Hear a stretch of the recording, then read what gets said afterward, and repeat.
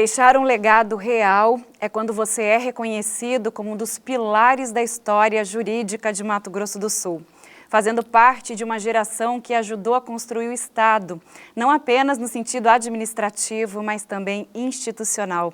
E é por isso que o programa Personalidades, nessa edição, recebe o desembargador aposentado Jesus de Oliveira Sobrinho para contar a história dele também como um dos fundadores institucionalizadores do Tribunal de Justiça de Mato Grosso do Sul entre os anos de 1977 e 1979. Seja muito bem-vindo, doutor. Obrigada pela sua participação com a gente aqui no Personalidades. Eu que agradeço a oportunidade de falar com vocês, o que muito me honra.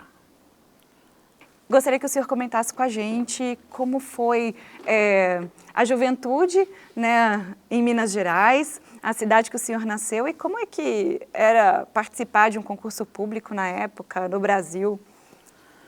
Bom, eu sou filho de Conceição das Alagoas, uma pequena cidade do estado de Minas Gerais, no Triângulo Mineiro. Estudei interno em Colégio Marista, em Uberaba, que fica próximo de Conceição das Alagoas. Me formei inicialmente como técnico em contabilidade e me estabeleci em Conceição das Alagoas, onde eu abri um escritório de contabilidade. Simultaneamente com o exercício da contabilidade, eu me ingressei no curso de Direito da Faculdade do Triângulo Mineiro, em Uberaba. E me formei como advogado e passei a advogar em Conceição das Alagoas, onde continuei mantendo o escritório de contabilidade com 2 funcionários. Ainda no último ano de Direito, eu me candidatei a vereador no município de Conceição das Alagoas. Não é me vangloriar, mas fui o vereador mais votado e exerci a presidência da Câmara nos 4 anos de mandato. E naquele tempo a política era diferente, era realmente na base da solidariedade e na base do companheirismo. Como se processava a eleição, o próprio candidato fazia a sua cédula de votação. E essa cédula, você a entregava ao eleitor, ele iria e depositava na urna.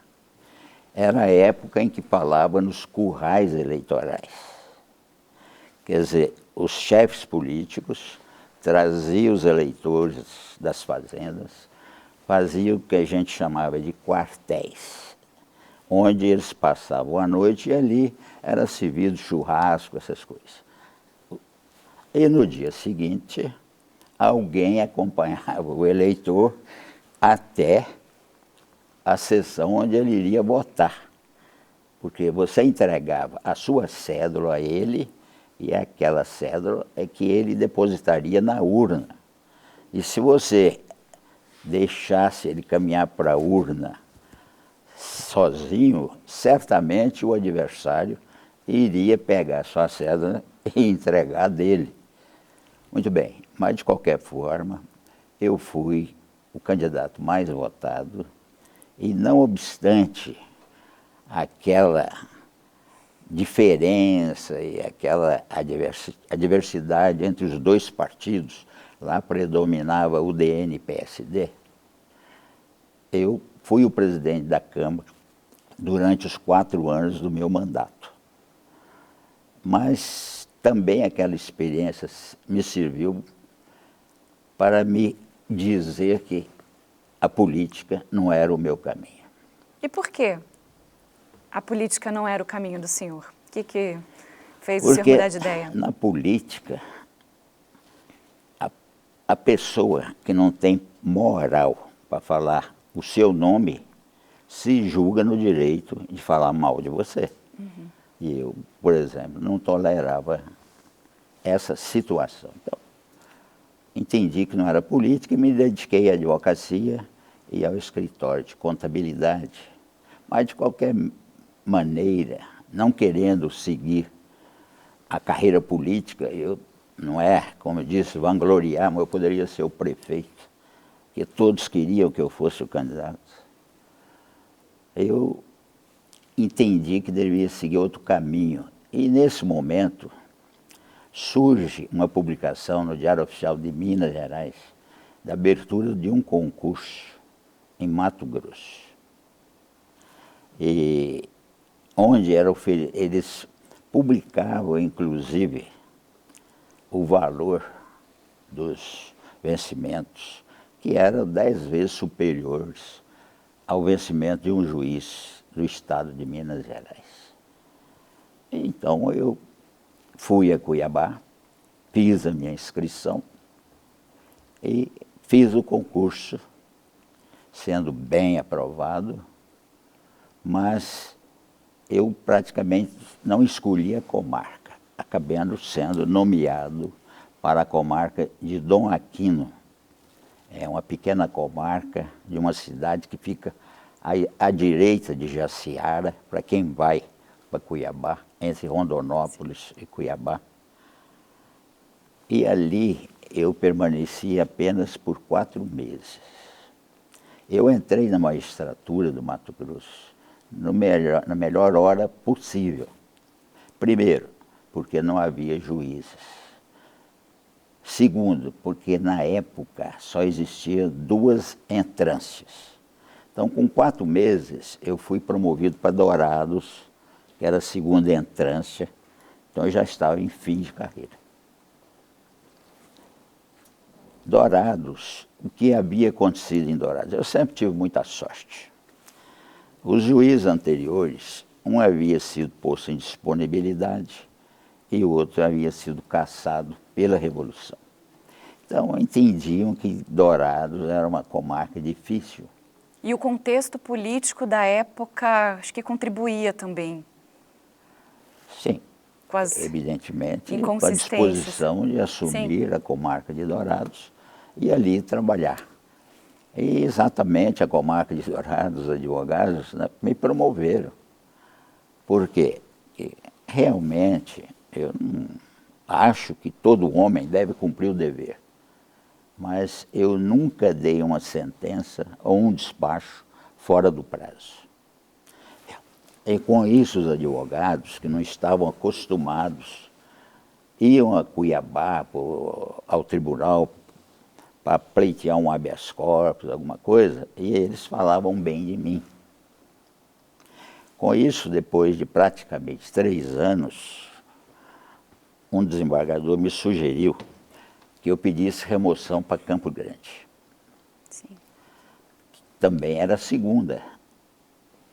Então, em novembro de 1970, eu era juiz eleitoral em Dourados, terminei de apurar as eleições e vim assumir a 3ª Vara Cível de Campo Grande. Assumindo a Vara Cível, eu fui em seguida designado juiz eleitoral, o que deixou o antigo juiz meio assim, contrariado.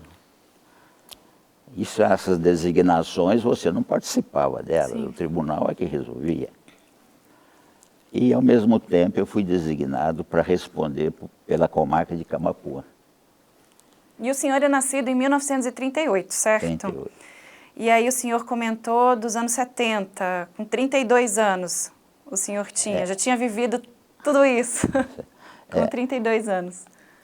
E, para responder por Camapuã, Sim. a gente usava um Fusca do Dr. Juvencio César da Fonseca. O Juvencio, naquela época, ele era defensor público de Campo Grande e também respondia por Camapuã. E o promotor de Camapuã era, que depois com a divisão foi para Cuiabá, onde foi procurador de justiça, cargo máximo do Ministério Público, Então, toda sexta-feira, nós três íamos nesse Fusca do Juvencio e nós já carregávamos pá, enxada, porque era certo que nós encravávamos naquele areião que era a estrada para Camapuã. Isso no ano de 1971. Quando, em uma dessas viagens, final de 71, mês de 72, seria um ano, se não me engano, de eleições. Na volta, naquele areião, nós até encontramos com o deputado Rubem Figueiró e Marcílio de Oliveira Lima. Conversamos sobre a nomeação de preparadores, porque naquele tempo, por exemplo, Costa Rica era um distrito que ficava a 150 quilômetros da sede, Camapuã, e havia Pontinha do Coxo e outros distritos, como é hoje São Gabriel do Oeste, e eles me pediram para fazer nomeações de preparadores. Eu me dispus a fazer tudo, assim que voltasse, eu iria cuidar disso aí. Mas chegando aqui em Campo Grande, os juízes estavam me esperando. Eu esqueci de acrescentar antes que havia sido encaminhado pelo tribunal uma lista para promoção a desembargador. Certo. Uma lista tríplice por merecimento, em que figurava o juiz Rui Garcia Dias, aqui de Campo Grande, eu e um juiz de Cuiabá. Pois bem, quando eu cheguei aqui, os juízes me esperando, me entregaram uma mensagem do doutor José Fragelli, que na época era o governador de Mato Grosso, me informando que naquela data ele estava me promovendo a desembargador. Bom, lógico que foi uma grande satisfação você chegar ao fim da carreira. Eu estava na época com 33 anos, se não me engano. Sim. E em seguida assumi o Tribunal de Justiça, acho que em março de 72. E para uma pessoa, para um profissional com 33 anos, que tinha recém-vindo para o então Mato Grosso, ser promovido no espaço de tão pouco tempo a desembargador, o que alteraria na dinâmica do teu trabalho ou até os seus sonhos profissionais? Ou isso não, o senhor não cogitava, por exemplo, estava vivendo o mesmo momento, se entregando ali aquele trabalho, aquela função que o senhor estava desempenhando, que, ao nosso ver aqui, parece que desempenhava com muito gosto, né, com muito apreço. Olha, para mim, a minha promoção, eu não pensava em promoção. Eu não acreditava que seria eu. Diz o antigo secretário de Justiça, o doutor Fragelli, que o doutor Fragelli pediu sentença dos 3 que estavam na lista. Porque, deixa eu lhe dizer, havia uma parte do tribunal que queria a promoção do juiz de Cuiabá. E havia outra parte do tribunal que queria a promoção do doutor Rui, que era compadre do desembargador Leão, que era presidente do tribunal. Mas o Fragelli quis ele decidir. E ele optou pelo meu nome. Então, em princípio, foi uma surpresa. Evidentemente que muito agradável. Tá? Com certeza. Mas aquilo não alterou o meu íntimo, porque o que eu achava fundamental no juiz é dar boa sentença. No tribunal, proferir boas decisões. Procurar conhecer bem a realidade dos fatos e aplicar o direito de maneira que faça justiça. Então, isso no tribunal não era diferente. Eu me lembro, houve um fato muito importante lá na minha vida, em Conceição, que meu pai falou, olha, estranho, você continua a mesma coisa. Eu falei, é o meu jeito, né? Eu encaro isso tudo como naturalidade. Naturalidade, Isso não profissionalismo. alterou nada para mim, quer dizer, a minha ideia era cumprir bem com o meu dever. E uma curiosidade que todos nós temos, porque na Assembleia Legislativa a gente comemorou bastante quando o Estado de Mato Grosso do Sul fez os seus primeiros 40 anos de criação, e nós fizemos um trabalho assim bastante empenhado sobre a história do Mato Grosso do Sul e de todos os órgãos públicos que surgiram a partir da criação do Estado, entre eles o Tribunal de Justiça. E na época, num contexto político com presidente militar, a cidade de Campo Grande e Mato Grosso do Sul tendo alternâncias aí de lideranças políticas, na época o Pedro Pedrocian, e o senhor saiu de um cargo político em Minas Gerais, quis ir para o judiciário e, de novo, de certa forma, acabou envolvido com a política. E eu gostaria de saber como era lidar com esse fator externo político, já que o seu pai ainda comentava contigo, nossa, mas o senhor continua a mesma coisa? Eu estou contando isso só para você. Então tá. Da minha política no meu estado. Sim. Mas, quando houve a divisão do estado, em 1977, né, e 78, os juízes, os desembargadores, porque a lei dava ao primeiro governador o direito de convidar 4 desembargadores do Mato Grosso. Direito de convidar. E se ele não completasse os 4, porque o primeiro governador ele tinha poder para nomear os 4 primeiros desembargadores.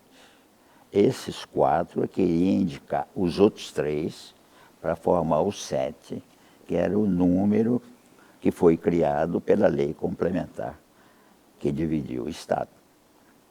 Sim. Mas lá no Mato Grosso era a minha vez de ser o presidente. Sempre no lugar certo na hora certa, né, doutor? E o que é havia aqueles todo mundo preocupado. Eu falei, eu vou ser o presidente, né?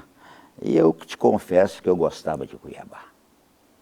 Eu sou interiorano e naquele tempo Cuiabá era uma cidade que ainda vivia como se fosse uma cidade do interior, que as pessoas sentavam à noite lá de fora para conversar.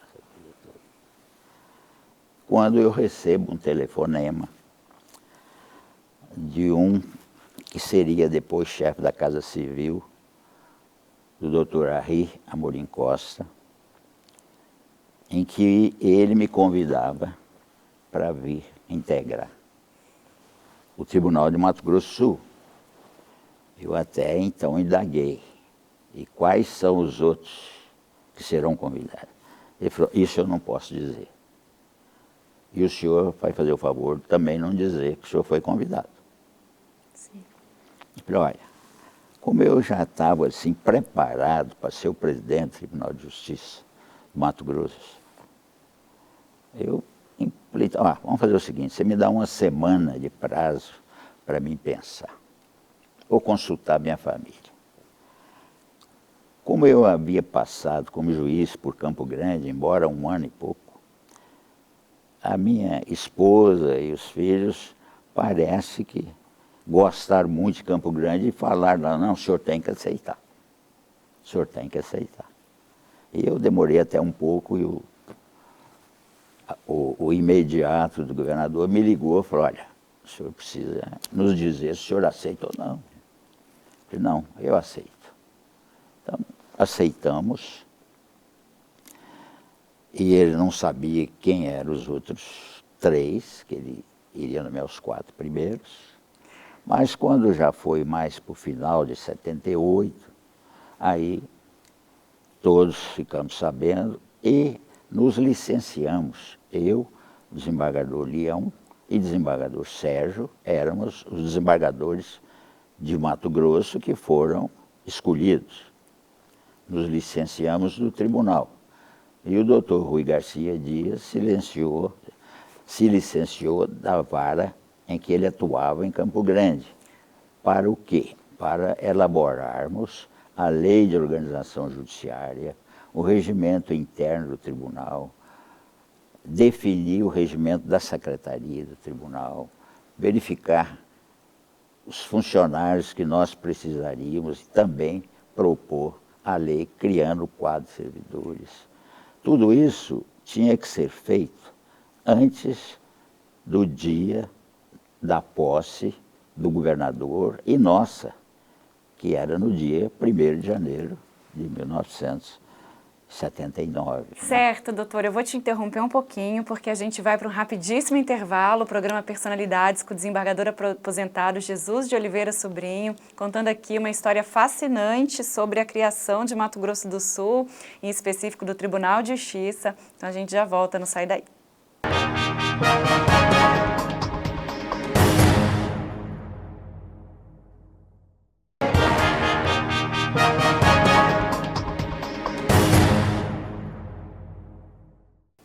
Programa Personalidades de volta, contando a história do desembargador Jesus de Oliveira Sobrinho, um dos precursores aqui da criação do Estado de Mato Grosso do Sul, que ajudou na construção do Estado e também do Tribunal de Justiça de Mato Grosso do Sul. Seja muito bem-vindo mais uma vez, obrigada pela sua participação. E no bloco anterior nós estávamos contando justamente sobre a pressa que todos vocês tinham na época de criar o tribunal para a posse do governador. A lei de organização judiciária, o Estatuto dos Servidores Públicos, definiu o quadro de servidores. Por quê? Porque no dia 1º, dia da posse, esses estatutos teriam que também ser publicados. Então, nós nos licenciamos do Tribunal de Justiça de Mato Grosso e nos dedicamos a elaborar esses projetos que foram todos sancionados pelo governador do estado no dia 1º de janeiro de 79, com a instalação do estado. Quer dizer, 1º de janeiro, perante o presidente Geisel e perante o ministro da Justiça, Rangel, tomou posse o governador do estado. A Assembleia Legislativa foi instalada pelo presidente do Tribunal Regional Eleitoral de Mato Grosso, desembargador Ataíde Monteiro da Silva. Me lembro até que depois ele me contou, era um grande amigo, falecido. Ele me disse que haviam esquecido dele na hora, com aquele movimento todo para a instalação do Estado. Ninguém lembrou de mandar buscá-lo no hotel. Ele, então, tomou um táxi e chegou até um certo ponto, onde o táxi foi bloqueado, eu não podia entrar, questão de segurança, e ele teve que entrar a pé, andando uma boa distância, para chegar ao local onde ele iria instalar a Assembleia Constituinte, que depois passaria a exercer as funções de Assembleia Legislativa. Mas, graças a Deus, correu tudo bem. E, com certeza, nós queremos saber também sobre os bastidores. Como era a estrutura de trabalho de vocês para essa instalação, tendo em vista que nós tínhamos já 4 nomes indicados? Tinham muitos funcionários, a estrutura era pequena, como é que foi trabalhar contra o relógio? No início, já Sim, instalado o Estado? Antes da instalação. Não, aí nós trabalhávamos assim, sem nenhum compromisso e utilizando recursos nossos mesmo. Usava o fórum de Campo Grande e nos reuníamos por ali mesmo, porque ainda não havia prédios públicos disponíveis. Inclusive, a gente também já procurava o prédio onde depois funcionaria o Tribunal de Justiça. Mas, em princípio, o nosso trabalho, nós nos reuníamos normalmente lá, ou no fórum, ou na casa de um, e elaboramos todos os projetos que eram necessários serem sancionados e publicados no dia 1º de janeiro. Quer dizer, isso não houve dificuldade nessa parte, né? Graças a Deus correu tudo no tempo certo, os projetos foram publicados e depois de instalado o tribunal, porque uma vez tomando posse no dia 1º de janeiro, o tribunal tinha 10 dias para se instalar e indicar os outros 3 desembargadores. E, inclusive, a lei dizia, se entre esses 4 não houvesse nenhum promotor ou advogado, teria que ser feita uma lista tríplice, formada de advogados e membros do Ministério Público para a nomeação do 5º constitucional, que seria submetido ao governador.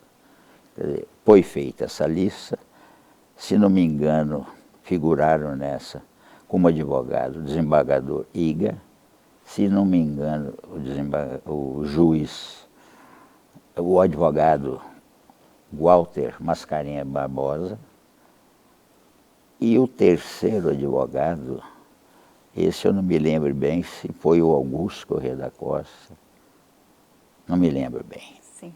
E o governador nomeou o advogado Iga Nabucati. Pois bem, então nós teríamos que depois indicar os outros 3 que seriam juízes. Foi então promovido por antiguidade o doutor Assis Pereira da Rosa, foi promovido por merecimento o desembargador Gerval Bernardino de Souza e foi promovido na época, na lista tríplice, foi promovido o desembargador Iga, desembargador Gerval Merecimento e desembargador Assis Pereira da Rosa por antiguidade, completando os 7 desembargadores. Quer dizer, posteriormente, esse número foi aumentado para 10, em que ingressou mais um membro do Ministério Público, que foi o desembargador Nelson Mendes Fontoura, e 2 outros juízes, se não me engano, o desembargador Milton Malulei e o desembargador José Nunes da Cunha, se não me falha a memória. Mas era uma estrutura que atendia, na época, o Estado. Foram indicados aqueles que iriam, os 2 desembargadores e os 2 juízes que iriam compor o Tribunal Regional Eleitoral. Porque o Tribunal Regional Eleitoral, ele é composto de 2 juízes de direito, 2 desembargadores e 2 juristas, que são os advogados. Então, para o Tribunal Regional Eleitoral, eu fui indicado e o desembargador Sérgio Martins Sobrinho. E os juízes foram o doutor Milton Malulei e o doutor José Nunes da Cunha. E posteriormente, os advogados, você tem que formar uma lista sextupla, que é encaminhada ao presidente da República, através do Tribunal Superior Eleitoral, para que o presidente da República nomeie os 2 juristas. Então, a composição inicial do Tribunal Eleitoral fui eu, que fui eleito presidente, primeiro presidente do Tribunal Eleitoral, o desembargador Sérgio Martins, que foi vice-presidente, na época juiz Milton Malulei, o desembargador José Nunes, na época juiz José Nunes, foi nomeado pelo presidente da República o doutor Walter Mascarenhas Barbosa e o doutor Sinichiro Iga, que já faleceu faz tempo, que era irmão do desembargador Iga Nabucati. E completou a formação do Tribunal Regional Eleitoral. Como não havia procurador federal ainda, não existia Procuradoria Federal e nem a Justiça Federal, nós designamos o doutor Davi Rosa Barbosa para funcionar junto ao Tribunal Regional Eleitoral com um procurador, até que viesse um procurador federal. E o tribunal passou a funcionar até lá na Rua da Liberdade. Tivemos desde mandar confeccionar os móveis, até elaborar regimento interno, definir o quadro de servidores. Felizmente, o governador do estado, nos 4 primeiros anos, ele poderia nomear os funcionários necessários para o estado. Então, ele nomeou funcionário e pôs à disposição do Tribunal Eleitoral e do Tribunal de Justiça, até que fosse possível prover os cargos mediante concurso. Então, nós conseguimos o número de servidores necessários para o tribunal funcionar. Felizmente, naquele ano, não havia eleições, porque dificilmente o tribunal conseguiria se instalar, né, criar o seu quadro de servidores e realizar eleições. Todavia, naquele ano, a Assembleia solicitou a realização de plebiscitos para criação, se não me engano, de 6 municípios. Quer dizer, mesmo nessa fase de instalação e tudo, realizamos o plebiscito solicitado pela Assembleia, mandamos o resultado e ela criou os municípios, que eu não me lembro. Que municípios seriam esses? Me parece que um deles era Sidrolândia.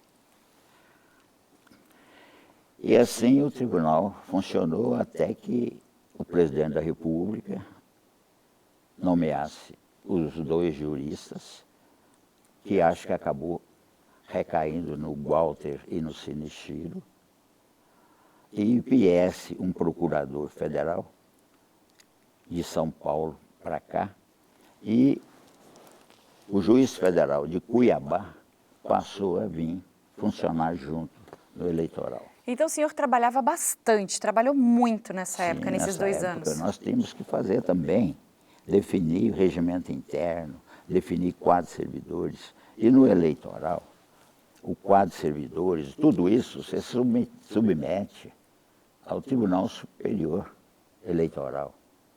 Quer dizer, tudo passa por ele. Mas eu acho que nós funcionamos tão bem, não estou batendo papo, eu acredito. que o nosso diretor, que foi nomeado à época diretor, esteve em Brasília atrás de recursos, e lá ele ouviu do diretor-geral: olha, mas esse tribunal de vocês parece que é um tribunal que existe há muitos anos. Você, aqui está cheio de tribunal antigo que não consegue resolver problema. Vocês parecem, vamos dizer assim, que são adultos que resolvem todos os problemas sem dificuldade. Então, a coisa deslanchou bem, funcionou bem. Veio a Justiça Federal depois, com a indicação do juiz federal e do procurador também federal, para funcionar junto ao Tribunal Regional Eleitoral, que depois acabou, inclusive, construindo o prédio. E em paralelo a esse processo todo de instalação, o senhor veio para Campo Grande com a sua família. E como é que foi a adaptação da sua família? Já tinham gostado de Campo Grande, como o senhor disse, mas o senhor trabalhando muito ao mesmo tempo? Já nesse período em que estávamos elaborando as leis, nós já trouxemos a família, porque faltava 3 ou 4 meses para encerrar o ano. E naquela época o problema de moradia em Campo Grande não era simples. Mas tinha um escrivão que era um grande amigo, o doutor Ivan Paes Barbosa. E o doutor Ivan tem muito imóvel alugado. E por sorte ele tinha ali, na rua Maracaju, deve ser dele até hoje, um prédiozinho com 2 moradias, e uma delas estava desocupada. Me parece até, segundo ele me disse, que aquilo estava reservado para um secretário de Estado. Mas ele preferiu me atender Então, não foi difícil a questão da mudança.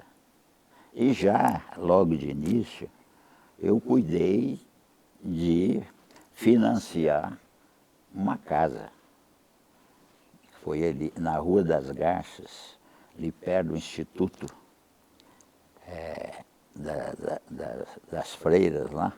Havia um terreno muito grande, terreno de 12 na Rua das Garças, com fundo lá para a Rua Abrão Júlio Rai. E, por sorte, era até de um tio do Ivan. Eu comprei esse terreno, o Ivan até achou interessante o tio ter me dado prazo. Ele disse que esse tio dele não era de dar prazo para ninguém. Não sei.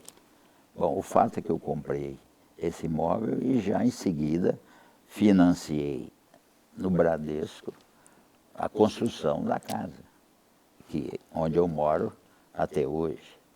Que maravilha! Mineiro não muda de lugar, só se for expulso. Muito bom. Então, eu não tive dificuldade. E a nossa preocupação sempre foi muito com o trabalho, a organização do trabalho. E graças a Deus, a minha família, minha esposa, os filhos, sempre me deram muito apoio. De maneira que, aliás, acho que toda esposa de juiz, ela acaba sendo realmente alguém muito importante para que o juiz possa desenvolver bem o seu trabalho, a dedicação que é necessária. E eu comentei sobre a ascensão rápida da sua carreira, o senhor muito jovem, antes dos 30 anos, se tornando juiz, já com 32, desembargador.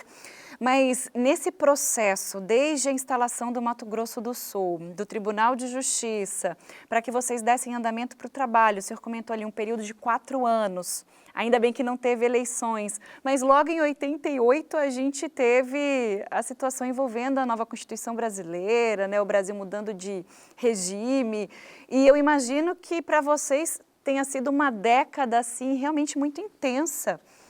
Mas o judiciário não sofreu alterações assim substanciais, tá? Mesmo no processo. Foi num nível mais político, imagino. Mais na área política. Sim. De maneira que a gente pôde desenvolver o trabalho e o tribunal logo cresceu também, né? Foi ao menos propondo maior número de desembargadores, criando comarcas, instalando comarcas. Eu acho que o judiciário do Mato Grosso do Sul funcionou tão bem que você não é capaz de ver uma cisão entre o que foi instalado aqui e o antigo tribunal. O que de fato perpetuou uma cultura, eu acredito que boa, em virtude do trabalho que vocês desenvolveram lá na instalação.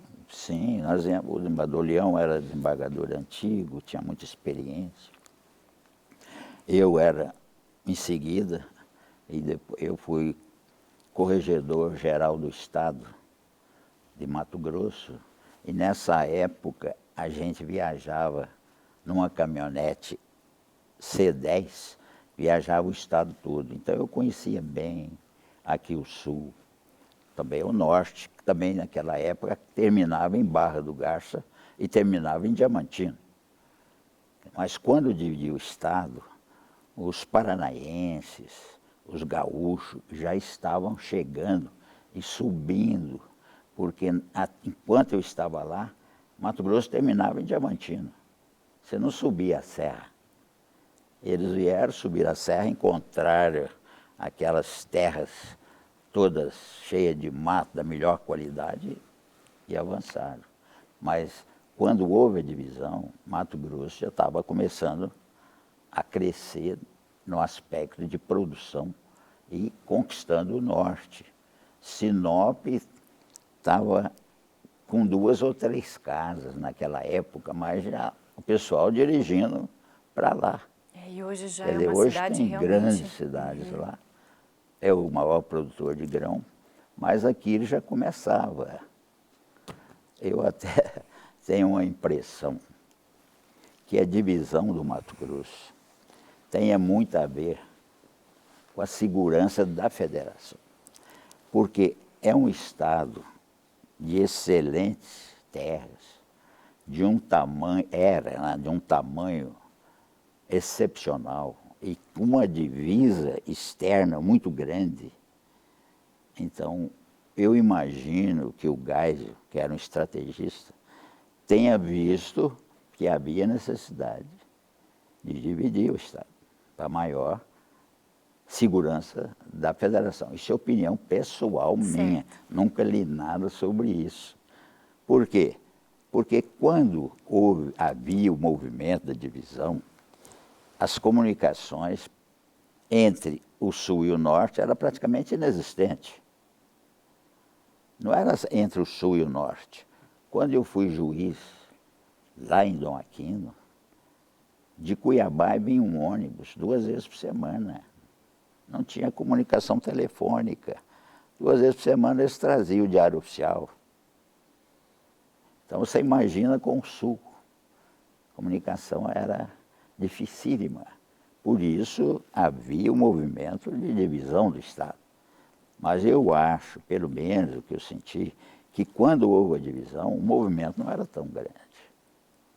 Então, eu acredito mais que a divisão do Mato Grosso tem a ver com o fato de uma extensa fronteira externa. Sim. E um estado muito grande e excelentes, né, terras de produtividade, e não só terra, minério e tudo mais. Distribuir responsabilidades. Exatamente. Então, isso é uma opinião pessoal. Faz sentido, faz sentido. Eu cheguei a entrevistar, na época que foi constitucionalista aqui do Estado também, que era o deputado Sérgio Cruz, e ele comentou a respeito dessa falta de comunicação do Norte com o Sul, mas também defendendo esse embate na comunicação e as estratégias políticas. Então, acho que existem outros como o senhor que pensam da mesma forma em relação ao governo federal na época. Você imagina que quando eu fui para Dourados, a energia lá era até meia-noite. Asfalto só existia na Marcelino Pires, não existia. Então, que era uma das grandes cidades do estado, não? E já tem outros que defendem que o Sul estava se desenvolvendo mais rápido, de uma maneira diferente. São lendas que nós escutamos. Até então, sim. Mas os gaúchos paranaenses já estavam entrando. No norte, né?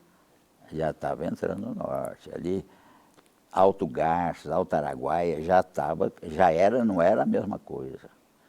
Aí eles subiram a serra lá em Diamantino, conquistaram onde hoje é o maior celeiro aí do estado. Doutor, que história sua. Realmente a gente vai ter que finalizar o programa, mas antes de me despedir, de agradecer pela sua participação, eu quero saber do senhor como é que foi fazer parte da construção aqui da história do nosso estado, ser um dos pilares, deixar esse legado tão importante para o Mato Grosso do Sul.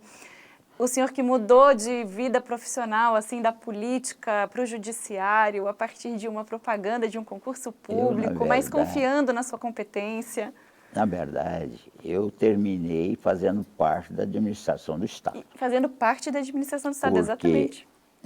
Quando eu me aposentei, não era a hora de eu me aposentar. 50 e poucos anos, né?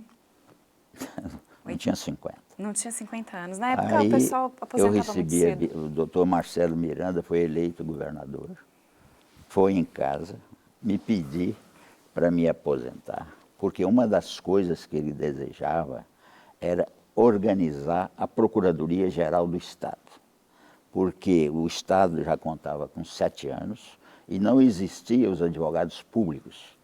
E ele queria, então, que eu ocupasse a Procuradoria-Geral do Estado.